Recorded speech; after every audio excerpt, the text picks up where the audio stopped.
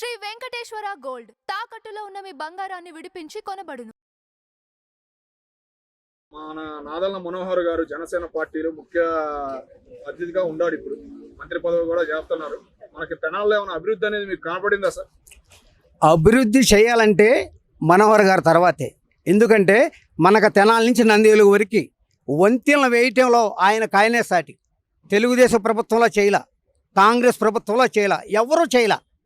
ఆ రోజుల్లో కాంగ్రెస్ ప్రభుత్వం ఉండగానే ఆయన చేశాడు వంతెనలు నెంబర్ 1గా.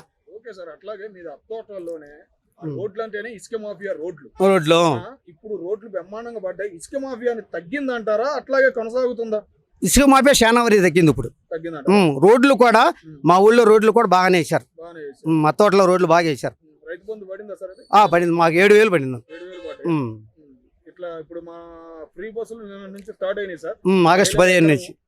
మీ ఊరికి బస్సు తిరుగుతుందా సార్? వస్తున్నాయి. వెళ్తలేదు అంటున్నారు సార్, దాని గురించి ఏమంటారు? లేదు, వాళ్ళు పిచ్చి కోతలకు వస్తూ ఉంటారు. అవి మనం పట్టించుకోకూడదు. బస్సులు వస్తున్నాయి, బస్సులు ఎక్కుతున్నారు లేడీస్. వాళ్ళకి ఆ బస్సులు పెడతాం మంచిదేనా అంటారు మీరు? నెలకి 10,000 రూపాయలు ఆదా అవుద్ది లేడీస్కి.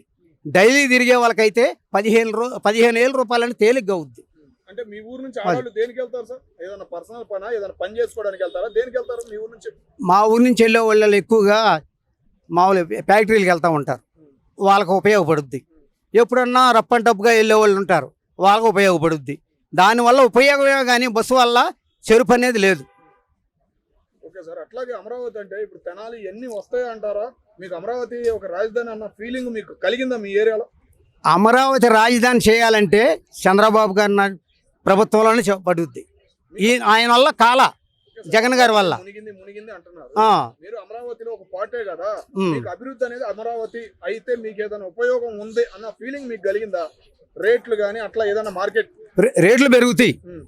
మనకు దగ్గరలో అమరావతి ఉందనుకో, మనకి వెళ్తానికి వరుసగా ఉండదు, ఛార్జీలు తగ్గుతాయి, పనులు తగ్గుతాయి. అదే 3 సార్లు ఉంటాయి, 3 రోజులు పోవాల్సి వస్తుంది, 3 రోజులు పని మానుకోవాల్సి వస్తుంది. కనీసం 500 వేసుకో, 3 5 1500 అవుద్ది. ఇది ఒక్కటి ఎక్కడ అనుకో 500తో పని అయిపోద్ది. ఒక రోజే పని అండగా మనకి. మనోహర్ గారు వస్తున్నారా సార్ మీ ఊళ్ళో తిరుగుతున్నారు? వస్తారు. వచ్చేదేంది మా ఇంటికి వచ్చి కనీసం నాకు బాగోకపోతే మా ఇంటికి వచ్చి నన్ను పలకరించారు. అలాంటి వ్యక్తి, మంచి వ్యక్తి. నేను ఆపరేషన్ జరిగింది 2 సంవత్సరాల నాడు మా ఇంటికి వచ్చి పరిమాణం నన్ను పలకరించాడు. ఆ ఫోటోలు కూడా నేను దగ్గర. అలాంటి వ్యక్తి, మంచి వ్యక్తి. టోటల్ గా ఇంకా అభివృద్ధి అమరావతి అనేది 3 ఏళ్లలో జనసేన కానీ కూటమి ప్రభుత్వం అనేది పూర్తి చేయగలిగిద్దా?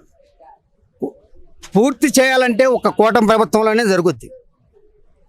జగన్ వల్ల కాదు, ఏం కాదు, శూన్యం. ఆయన అసలు ఏం చేయలేడు. ఆయన వల్లే కాదు. 3 రాజధానులు నేనుకంటాడు. అదేమంటేనో 3 పిల్లలంటాడు. 3 కాతే 30 మందిని చేసుకుంటాడు. నీకేమన్నా అవసరమా చెప్పు? నీకు దేనికి పనికి మాయ మాటలు?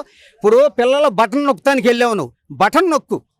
3 పెళ్ళిళ్ళు 4 పెళ్ళిళ్ళు దేనికి నీకు? పనికిరాని మాటలు, అంత తప్పితే ఏమీ లేదు. మునిగిపోతుంది అంటున్నాడు సార్. నిజంగా మునిగిపోతున్నాయి? ఏం మునిగిపోతుంది? ఏరియాలన్నీ మునిగిపోతున్నాయి. అమరావతి మునిగిపోతుంది అన్నాడు. మా ఏం మునిగిపోతున్నాయి? ఏమి లేవు. మా బాగా వానల పడినా మా చేలు బాగానే ఉన్నాయి. ఏం మునగల. ఎక్కడన్నా 1-2 అనేది ఉంటాయి, అవి లేకుండా ఉండవు. మీ ఇళ్లలోకి నీళ్లు రావడం కానీ అట్లా నో, అసలే నో, బాగానే ఉన్నాయి. టోటల్ గా నెక్స్ట్ టైం కూడా 2029లో వస్తారంట మళ్ళీ మీ కూటమి ప్రభుత్వం? కూటమి ప్రభుత్వం వస్తుంది. నెక్స్ట్ సీఎం పవన్ కళ్యాణ్ అవుతాడు, దాని గ్యారంటీ. దానివల్ల తిరుగులేదు. ఎందుకంటే మంచి పని చేయాలన్నా, ఇవాళ సుపరిపాలన కావాలన్నా ఒక్క పవర్ స్టార్ పవన్ కళ్యాణ్ వల్లే అవుద్ది. ఎవరి వల్ల కాదు, ఎవరు చేయలేరు. కదమ వాళ్ళంతా కూడా జేబులు నింపుకునే వాళ్ళే. ఈయన జేబు నింపుకునేవాడు కాదు, ప్రజలకి పంచిపెట్టే మనిషి, ప్రజానాయకుడిన. అలాంటి వ్యక్తి పవన్ కళ్యాణ్ గారు అంటే.